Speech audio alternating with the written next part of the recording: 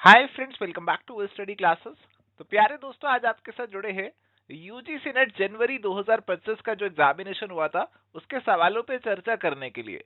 तो कॉमर्स और मैनेजमेंट के पेपर से जो फाइनेंशियल मैनेजमेंट या फिर बिजनेस फाइनेंस यूनिट से सवाल पूछे गए थे उनको आज आपके साथ डिस्कस करने वाले हैं। तो बहुत सारे सवाल बहुत अच्छे से डिस्कस किए जाएंगे।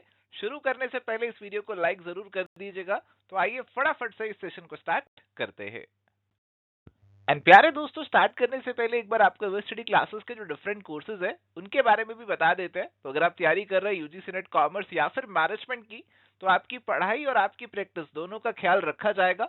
अगर आपको प्रीवियस ईयर क्वेश्चंस का कोर्स चाहिए वो चेकआउट कर सकते हो, प्रैक्टिस के लिए टेस्ट सीरीज चाहिए वो भी ले सकते हो। और अगर आपको सब कुछ चाहिए, पीवाई क्या टेस्ट सीरीज, आपको डिटेल में क्लासेस भी चाहिए, तो सारी चीजें आपको मास्टर कोर्स के अंदर मिल जाएंगी। इन सभी कोर्सेज की डिटेल्स आपको एवर स्टडी क्लासेस की ऐप या फिर वेबसाइट पे मिल जाएगी।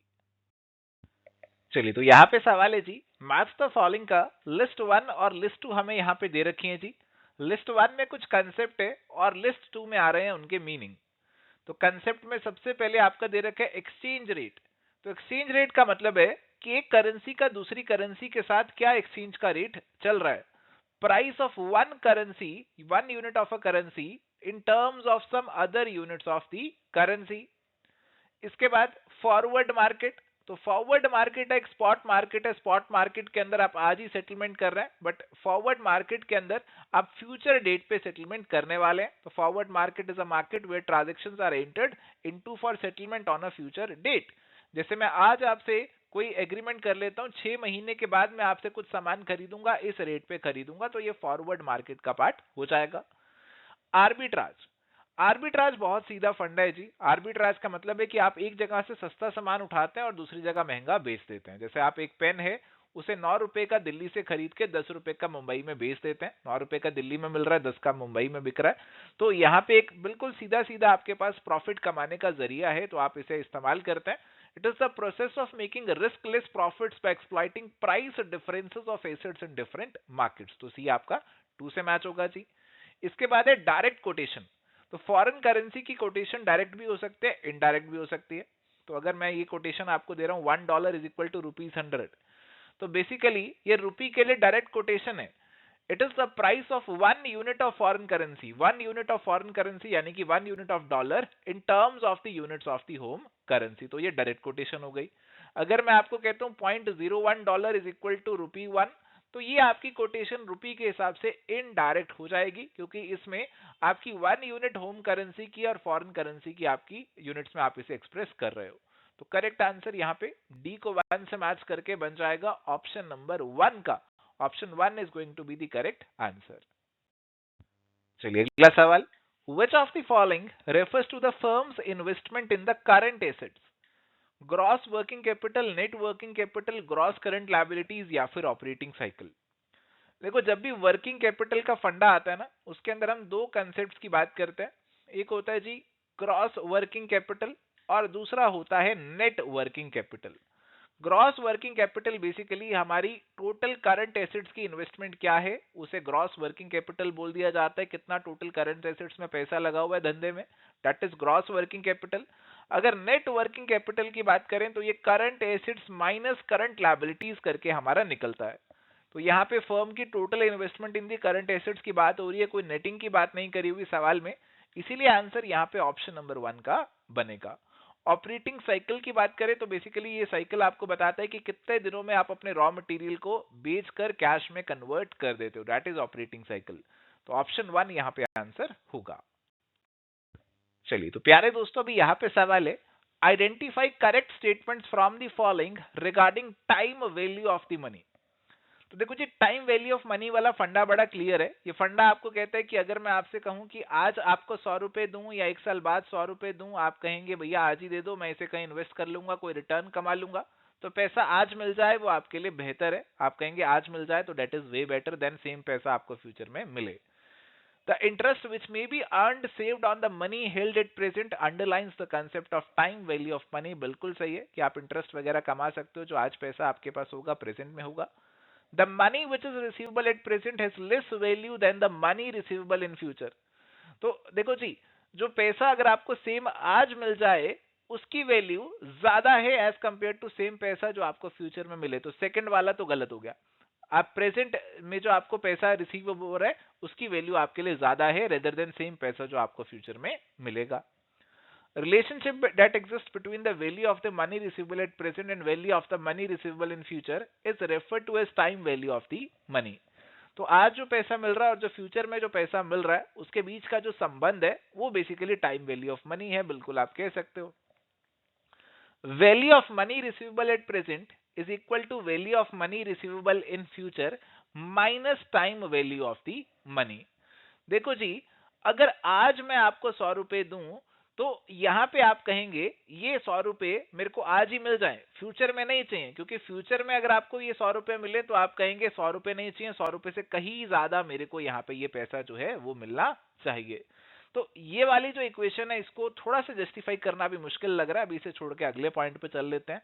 Future value of the money is the value of the money held presently at some given future time at a given rate of interest. तो देखो जी, फ्यूचर वैल्यू ऑफ मनी क्या होगी कि प्रेजेंटली आपने 100 रुपए इन्वेस्ट कर दिए एक रेट ऑफ इंटरेस्ट पे 1 साल के लिए, और उसकी जो फ्यूचर में वैल्यू निकल कर आई, जैसे 100 रुपए की फ्यूचर में वैल्यू 110 रुपए निकल कर आई, तो ये फ्यूचर वैल्यू आपकी हो जाएगी। तो ए, सी और ई जो है ना वो यहाँ पे हमारे बिल्कुल सही बन रहे हैं। बी तो बिल्कुल ही गलत है। डी वाले में किस तरीके से आप सोचते हैं ये थोड़ा सा मैटर करेगा यहाँ पे, और ए, सी और डी का वैसे भी कोई ऑप्शन तो है ही नहीं हमारे पास, तो ए, सी और ई का है, और ए, सी और ई यानी कि ऑप्शन नंबर 2 का जो आंसर है वो यहाँ पे हमारे पास बनेगा। चलिए, तो यहाँ पे सवाल है, बेटा company limited issue 10% perpetual debt for ₹1 lakh, the companies tax rate is 50%, determine the cost of capital before tax as well as after tax assuming the debt is issued at 10% premium. तो भैया 10% perpetual date 1 lakh रुपए का है, आपने इसे 10% premium पे issue किया, यानी कि यहाँ पे आपने 1,10,000 में आपने इसे यहाँ पे बेसिकली मैं कह सकता हूँ इशू किया। इस पे आप इंटरेस्ट पे करने वाले हैं 10,000, तो ये आपका फार्मूला बन जाएगा interest divided by net proceeds, ये आपका यहाँ पे फार्मूला बन जाएगा कॉस्ट ऑफ डेट का, दिस इज बिफोर टैक्स। तो अगर आप इसे प्यारे दोस्तों सॉल्व करेंगे तो ये आपका 9.09% निकल कर आएगा। 50% का टैक्स रेट है, आफ्टर टैक्स आपको निकालना है तो इसे 0.5 से मल्टीप्लाई कर दीजिए, तो ये आपका 4.545 निकल कर आ जाएगा। और ये चीज हमें सीधी सीधी ऑप्शन नंबर 1 के अंदर देखने को मिल रही है, तो ऑप्शन नंबर 1 आंसर यहाँ पे हमारा बनेगा। चलिए बढ़ते हैं अगले सवाल पे।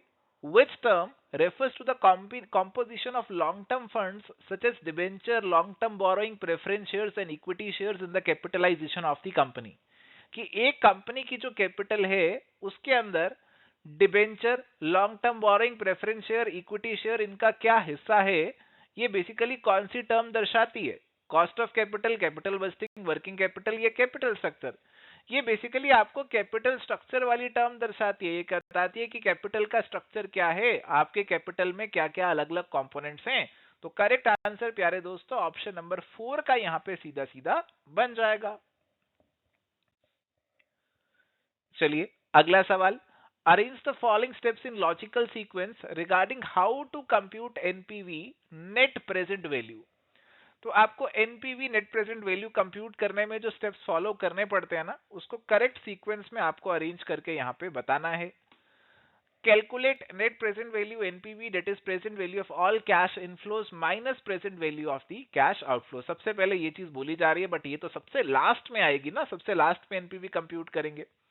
पहले आप अपने कैश आउटफ्लो और इनफ्लो को कैलकुलेट करोगे और फिर इनकी प्रेजेंट वैल्यू आप निकालोगे। तो पहले तो आपके बी और सी में से आने चाहिए, उसके बाद डी और ई में से, और फिर लास्ट में आपका ए आएगा। तो बी और सी में जो पहले आपको देखने को मिल रहा है वो सेकंड में देखने को मिल रहा है, फिर ई और डी और फिर ए, ये वाला जो सीक्वेंस हमें देखने को मिल रहा है ना, ये ऑप्शन नंबर 2 में देखने को मिल रहा है। तो ऑप्शन 2 का आंसर यहाँ पे बनेगा। आप इसमें बहुत डीप में मत जाना कि सर पहले आउटफ्लो करेंगे, इनफ्लो करेंगे, पहले उसकी प्रेजेंट वैल्यू या उसकी प्रेजेंट वैल्यू, क्योंकि ये चीज हमारे आंसर पे इफेक्ट डाल ही नहीं रही है बिल्कुल भी। तो ऊपर ऊपर से सोच के आपका आंसर आसानी से बन रहा है और इसी बेसिस पे आंसर ऑप्शन 2 का हो जाएगा। चलो अगला सवाल है, which of the following points are considered as factors determining the working capital of a firm? तो आपकी वर्किंग कैपिटल को कौन से फैक्टर्स यहाँ पे अफेक्ट करेंगे? Basic nature of the business, कि बिजनेस का नेचर कैसा है, बिजनेस आपका किस तरीके का है, कैपिटल इंटेंसिव है, लेबर इंटेंसिव है, सर्विस सेक्टर है, मैन्युफैक्चरिंग है, ट्रेडिंग है, कौन सा बिजनेस है, तो बिल्कुल वर्किंग कैपिटल को इफेक्ट करेगा। बिजनेस साइकिल फ्लक्चुएशंस, कि आपका बूम है, डिप्रेशन है, तो वो भी आपकी वर्किंग कैपिटल को इफेक्ट करती है। आपकी क्रेडिट पॉलिसी कैसी है, आप ज्यादा क्रेडिट दे देते हैं, कम क्रेडिट देते हैं, तो ये भी आपकी वर्किंग कैपिटल पोजीशन को इफेक्ट करेगा। Long term source of finance नहीं आएंगे, क्योंकि this working capital is basically a short term source of finance. Employ के स्किल्स भी नहीं आएंगे। ए, बी और सी तो क्लियरली आएंगे ही आएंगे, और इसीलिए आंसर आपका यहाँ पे सीधा सीधा ऑप्शन नंबर 3 का बन जाएगा। चलिए, coming to the next question. A proposal requires a cash outflow of rupees 18,500 and is expected to generate cash inflows of 8,000, 6,000, 4,000, 2,000 and 2,000 over the next 5 years respectively. The payback period is going to be. तो 18,500 हम लगा रहे हैं, और ये कैसे कैसे recover हो रहा है। पहले साल 8,000 आ गया, दूसरे साल 6,000, फिर 4,000, और फिर आपका 2,000, और फिर आपका 2,000। तो सबसे पहले क्यूमुलेटिव कैश फ्लो निकालिए। 8,000 दूसरे साल तक 14,000 के क्यूमुलेटिव हैं, फिर 18,000 के हैं, और फिर हम यहाँ पे 18,500 पे पहुंचेंगे। तो 3 साल तो पूरे लग जाएंगे। चौथे साल में हमें 2,000 मिल रहा है, बट हमें केवल 500 ही रिकवर करना है अपने कैश आउटफ्लो को रिकवर करने के लिए। तो 2,000 अगर पूरे साल में मिल रहा है, तो 500 कितने में मिल जाएगा, 1/4 साल में मिल जाएगा, तो है ना। तो 3.25 ईयर्स हम बिल्कुल कह सकते हैं कि 3.25 ईयर्स का पेबैक पीरियड आपको यहाँ पे होगा। करेक्ट आंसर यहाँ पे हमारे पास सीधा सीधा ऑप्शन नंबर 2 का प्यारे दोस्तों बन जाएगा। बहुत ही इजीली ये सवाल को हम सॉल्व कर सकते हैं। चलिए, तो प्यारे दोस्तों यहाँ पे हमारे पास सवाल है जी। A company is expected to pay a dividend of ₹60 at the end of year 1। The dividend is expected to grow at 10% indefinitely. Cost of equity is 20%. Intrinsic value of the share will be. तो ये वाला जो सवाल है प्यारे दोस्तों, यहाँ पे आपको वैल्यू ऑफ द शेयर निकालनी है, और यहाँ पे आप इस्तेमाल करेंगे आपके डिविडेंड डिस्काउंट मॉडल का। गॉर्डन का जो फॉर्मूला है बेसिकली वो आपको अप्लाई करना है जी, और ये फॉर्मूला है D1 divided by KE minus जी।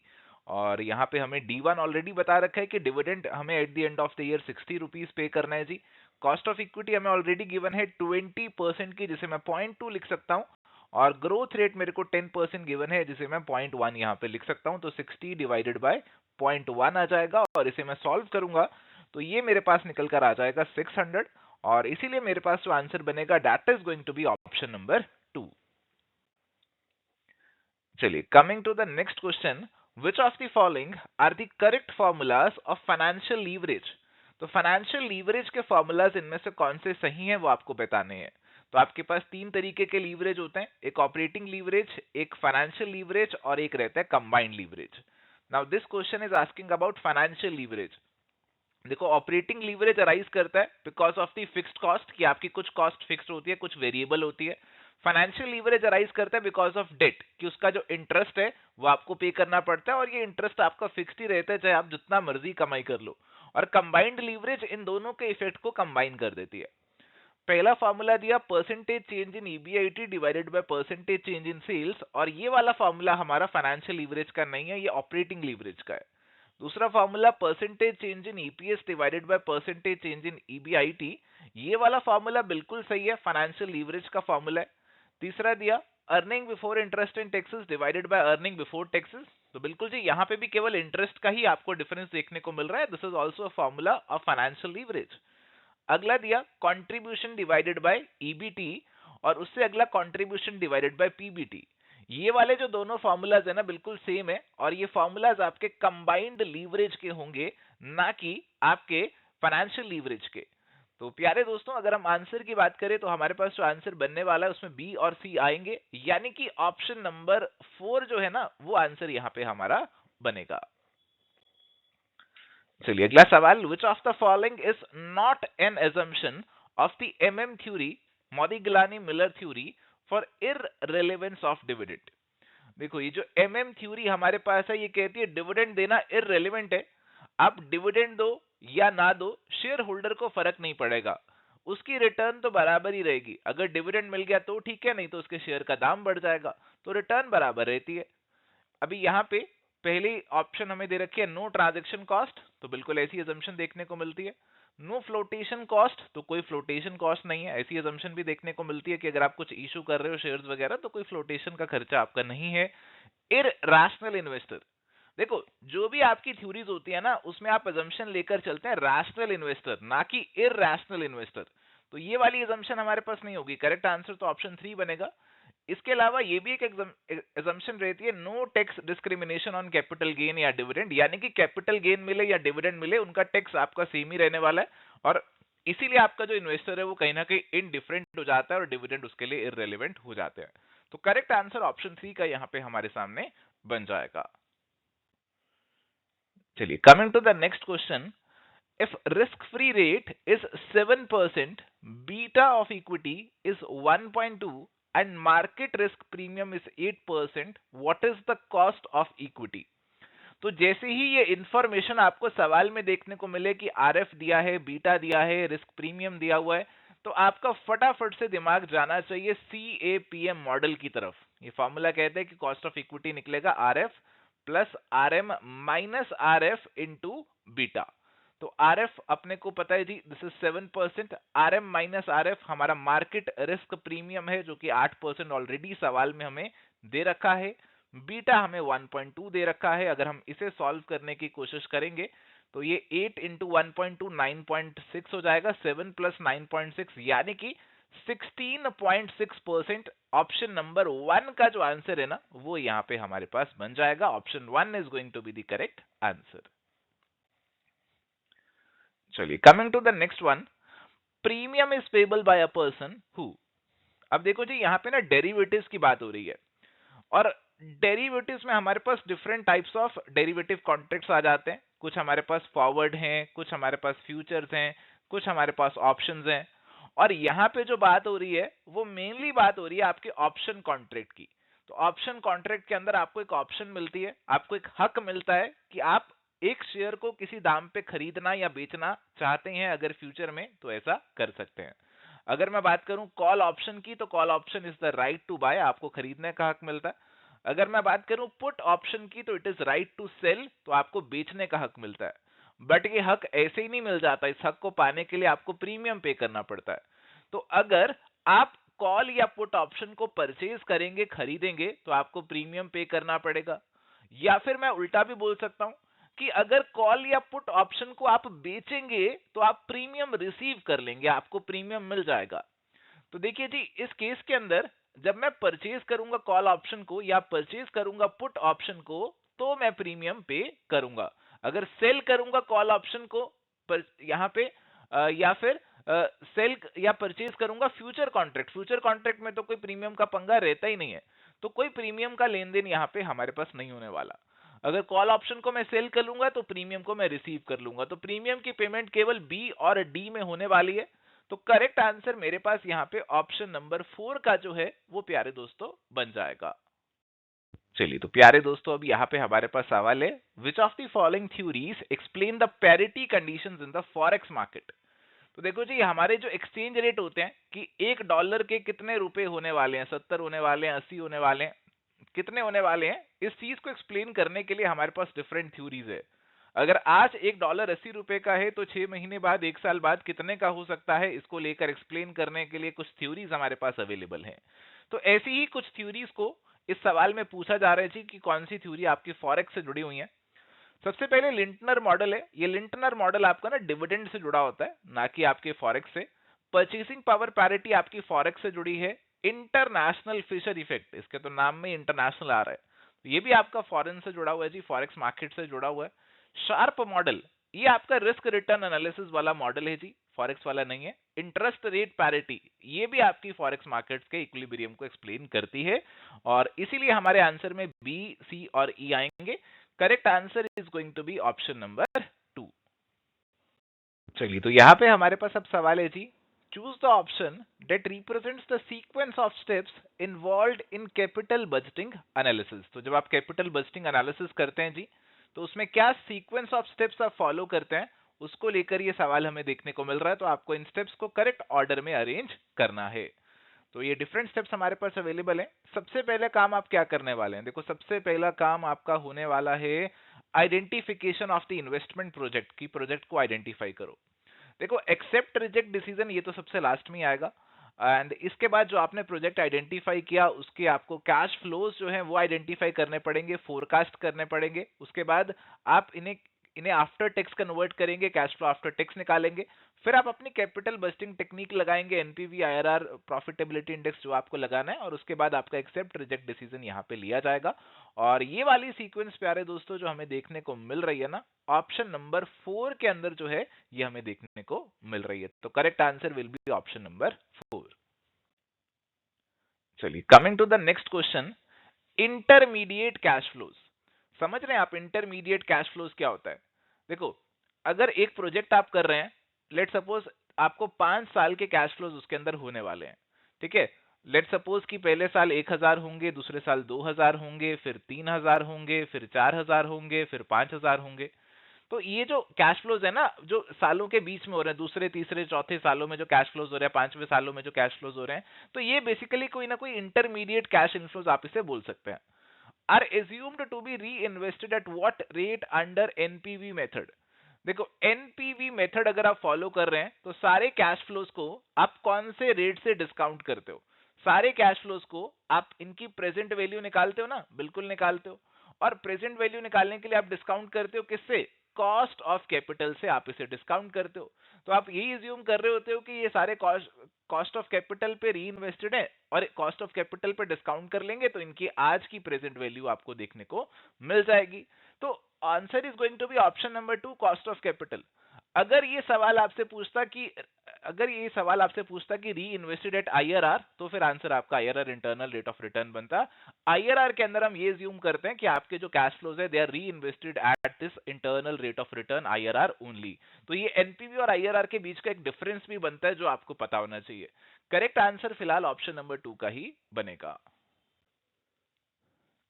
चलिए तो यहां पे सवाल है जी हमारे पास, bad debts associated with extension of credit to customers represent which category of the cost. देखो हम कस्टमर्स को उधारी पे सामान बेचते हैं, क्रेडिट देते हैं, तो कई बार हमारा पैसा डूब जाता है, बैड डेट्स हो जाते हैं। तो कौन सी कैटेगरी की कॉस्ट से आपकी होने वाली है? देखो रिसीवेबल से जुड़ी हुई हमारी 4 कॉस्ट होती हैं, और ये चारों की चारों कॉस्ट आपको इन ऑप्शंस में देखने को मिल रही है। एक तो कलेक्शन कॉस्ट है कि आप पैसा कलेक्ट करते हैं, उधारी पे सामान बेचा, फिर आप उस पैसे को कलेक्ट करते हैं, मे बी एक बंदा लगा रखा है आपने कलेक्शन के लिए, उसकी सैलरी वगैरह आप देते हैं, जो भी आपका सिस्टम है, जो उसका खर्चा है, that is collection cost. Capital cost, आपका पैसा ब्लॉक हो गया डेटर्स के अंदर, तो एक बेसिकली आपने कुछ तरीके से अपना पैसा ब्लॉक कर दिया, अपना कैपिटल ब्लॉक कर दिया, वर्किंग कैपिटल ब्लॉक कर दिया, तो ये एक आपकी कैपिटल कॉस्ट हो गई। इसके बाद है डेलिंक्वेंसी कॉस्ट, आपने किसी पर्सन को कहा था कि 10 दिन में पैसे दे देना, बट वो 10 की बजाय 30 दिन के अंदर दे रहा है, डिले कर दिया, बिकॉज ऑफ द डिले जो आपको खर्चे करने पड़े, उसको रिमाइंडर भेजा, लीगल नोटिस भेजा, तो दैट इज डेलिक्वेंसी कॉस्ट। अगर उस पर्सन ने पैसे दिए ही नहीं, पैसे देने से ही मना कर दिया, डिफॉल्ट कर दिया उस पर्सन ने, that is the default cost, और ये डिफॉल्ट कॉस्ट ही तो बेसिकली आपके बैड डेट्स होंगे। तो करेक्ट आंसर हमारे पास यहाँ पे ऑप्शन नंबर 4 का बनेगा। चलिए तो यहाँ पे हमारे पास सवाल है जी, लिस्ट 1 और लिस्ट 2 हमें दे रखे हैं, और ये लिस्ट के अंदर सबसे पहले हमें दे रखा है जी सर्टिफिकेट ऑफ डिपॉजिट। और ये सर्टिफिकेट ऑफ डिपॉजिट की अगर मैं बात करूं तो ये आपने डिपॉजिट कराया तो उसका सर्टिफिकेट आपको मिलेगा, और ये जो सर्टिफिकेट है कौन इशू करेगा? ये आपको बैंक या फिर फाइनेंशियल इंस्टीट्यूशंस इशू करेंगे जहां पे भी आपने डिपॉजिट करवाया होगा। ट्रेजरी बिल्स, ट्रेजरी बिल्स को कौन इशू करता है? Treasury bills they are issued by RBI on behalf of the government, तो आप इसे इशूड बाय गवर्नमेंट से मैच कर सकते हैं। कमर्शियल पेपर, तो ये आपकी commercial undertakings, it is a promissory note issued by highly rated corporate commercial entities, तो ये आपका सेकंड से मैच होगा। ट्रेड क्रेडिट, तो ये आपका नॉर्मल बिजनेस का जो क्रेडिट होता है, जो आपको सप्लायर ऑफ गुड्स से मिल जाता है कि कुछ समय बाद मेरी पेमेंट कर देना, तो आप इसे मैच कर सकते हैं इस तरीके से। तो ये मैचिंग हमारी जो बन रही है जी, ऑप्शन नंबर 1 की मैचिंग बन रही है, option number 1 is going to be the correct answer.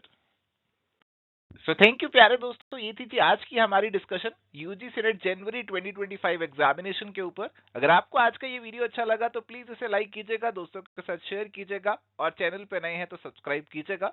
मिलते हैं नेक्स्ट सेशन में, till then goodbye, take care, all the best.